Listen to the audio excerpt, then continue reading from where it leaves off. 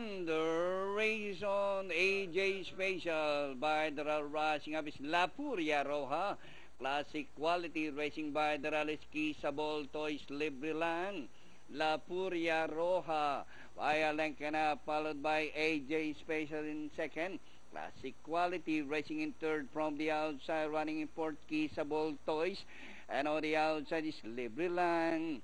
And rounding the far turn, La Furia Roja by Alencana, classic quality in second. AJ Special is down in third, and racing in fourth is entry number 1 Kisabol Toys as they race the final corner. La Furia Roja, and by the rallies AJ Special, classic quality Kisabol Toys, and nearing the finish line La Furia Roja, followed by AJ Special by the rally classic quality is on the outside. It's still La Furia Roja, classic quality, and finally La Furia Roja, classic quality, AJ Special, Kisabol Toys, libre lang, comes lang.